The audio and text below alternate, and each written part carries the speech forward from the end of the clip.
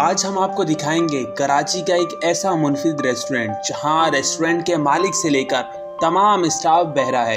ये रेस्टोरेंट किस तरह चलता है, ये अपने कस्टमर से किस तरह डील करते हैं, चलें आज आपको दिखाते हैं आज की इस वीडियो में।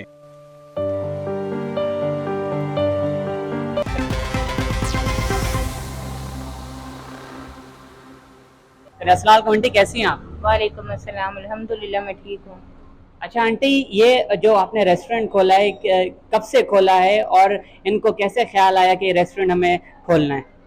इन्होंने बहुत जगह जॉब्स की थी तो इनको बहुत मुश्किलात का सामना पेश आया, यानी कि जॉब्स तो ये करते थे तो इतनी सैलरी नहीं इन लोग को दी जाती थी, तो काफ़ी ये बहुत इन्होंने मेहनत की। लेकिन फिर इनको दिल में ये ख्याल आया कि मुझे अपना ही काम करना है। थोड़े से इन्होंने माशाल्लाह स्टार्ट किया, लेकिन इन्होंने वो अपना स्टॉल लगाया फ्रेंच फ्राइज़ का रमज़ान से पहले। तब अल्हम्दुलिल्लाह अल्लाह पाक ने हिम्मत दी, अल्लाह पाक ने मदद की, तो ये अब एक रेस्टोरेंट में चेंज हो गया है अब इनका। अच्छा, ये जो स्टॉल लगाते थे फ्राइज का, वो यहीं पे इसी मकाम पे लगाते थे? जी, ये तो थोड़ा सा हटके ही था, थोड़ा हटके था आगे, तो फिर इधर करीब अपने पास ये दुकान जैसे इन्होंने ली तो फिर इधर साथ ही ले आए उस स्टॉल को। अच्छा आंटी, बताइएगा नोमान के बारे में कि इनको जो ये ना सुन सकते ना बोल सकते, तो इनके साथ मुश्किलात कब ये पेश आई, ना सुनने वाली और ना बोलने वाली? 3.5 साल की उम्र थी इनकी, तो उस वक्त इन्हें बुखार हुआ था, उसमें फिर इनकी समात खत्म हो गई थी सुनने बोलने की। अच्छा तो इनको जो रेस्टोरेंट का आइडिया आपने दिया था या इन्होंने आपको खुद बोला था? कि पहले तो इन्होंने स्टॉल लगाया, आपने बताया, तो ये इनका अपना आइडिया था या आपके घर वालों का आइडिया था? नहीं, इनका खुद का ही था। जैसे हम तो बहुत घबराते थे कि करोगे किस तरह आप, तो ये कहते थे बस आप दुआ करो मेरे लिए, मैं इंशाल्लाह करूंगा। हम तो बहुत घबराते थे, फादर भी इनके, कैसे होगा, बहुत मुश्किल होगी, तो इन्होंने कहा बस आप दुआ करें, इंशाल्लाह मैंने करना है।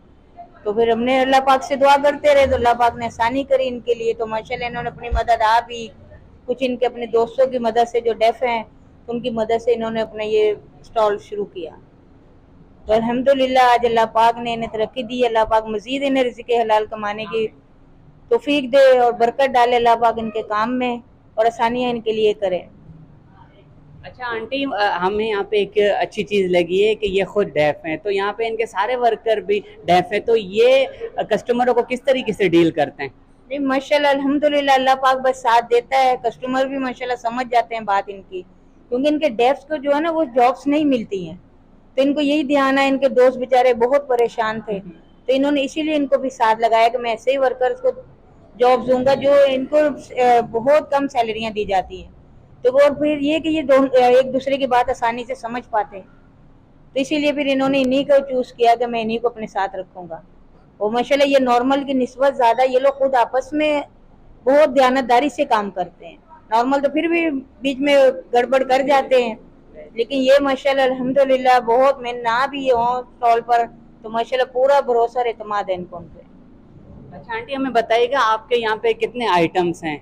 आइटम तो बहुत सारे हैं यहाँ पर इनके, जैसे जिंगर है, इनका पिज़्ज़ा है, मटका फ्राइज है, बहुत मशहूर है वो माशाल्लाह, भी इनकी काफ़ी वो लोगों ने पसंद की है।